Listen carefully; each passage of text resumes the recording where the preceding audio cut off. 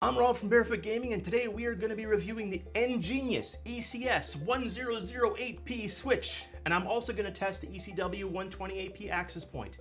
If you think that's a mouthful, you just wait and see. Let's do this.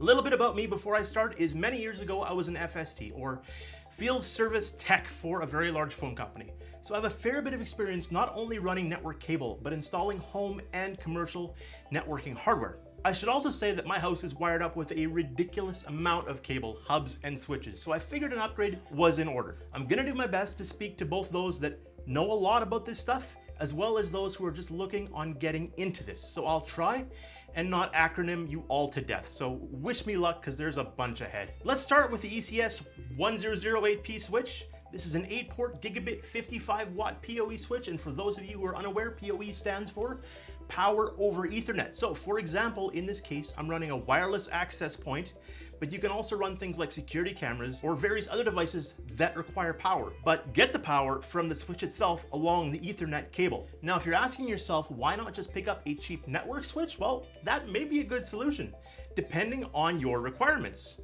But if you'd like the ability to monitor your traffic, set admin rules, or you want to ensure that you're not getting big slowdowns when there's a lot of usage going on, and not just through things like email, but large file downloads or transfers, or as I said before, you want to run PoE devices, the EnGenius switch may be just what you're looking for. So the 8 ports means you can connect up to 8 wired devices. The wattage shows what you can all power, but the part that may interest some of you is that this is cloud controlled, meaning you can access the admin functions from anywhere that you have internet access. Now, there are two basic types of layered switches, and the ECS1008P is a layer 2 switch. It's a more basic device designed for data transfers on the same network. This is more ideal for a smaller office or home, whereas a layer 3 switch, which this is not, but just to clarify so you understand what I'm talking about, is those are better for routing to a network or IP address. I did say I would try and keep this as simple as I could. I'm gonna do my best. Back to point. The switch is equipped with a 16 gigabit per second switching capacity, which in a simple breakdown means 16 gig of data can pass through this device per second. Then of course you have to divide that by however many devices you have plugged in. This is where the 8 ports comes in. This is way more than enough for my home use. And I mean, do the math, but most small businesses aren't going to have enough throughput of an internet connection where this could hinder your speeds. No, that's just my 2 cents. Small businesses, that is. If you'd like a real world scenario, I can give you one I ran into personally. I have a NAS, a NAS or network attached storage, which in my case is just a computer running FreeNAS that stores shows and movies and various videos. So what I have that set up is so it can stream to some TVs, to computers around my house. Now, as I mentioned before, having been an FST, I love wired connections. So I have a fair number of switches in my house, often daisy chained, as one does not have enough ports to serve all of my cables. All of these prior to the EnGenius were cheap Amazon purchases. I had noticed that while playing small and large files, I was beginning to get pauses. So no matter if I was watching Parasite or The Avengers, it would straight out pause at various points, buffer for a while, and then come back. I was beginning to think that perhaps I was having issues with the NAS itself, until I swapped out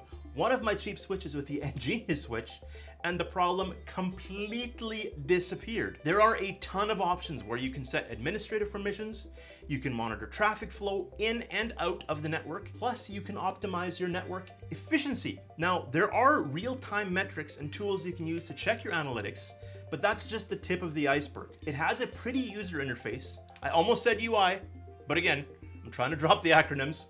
And I should mention that the EnGenius Cloud has a claimed artificial intelligence, AI, I just can't help it, that predicts issues before they occur and provides accurate recommendations to improve performance proactively. I made sure to test the PoE using the EnGenius ECW128P or access point. I know already the viewers are gonna ask what the difference is between an access point and a router, so I'm gonna try to nip that one in the bud. A router acts as a hub that manages all the devices that are connected to it.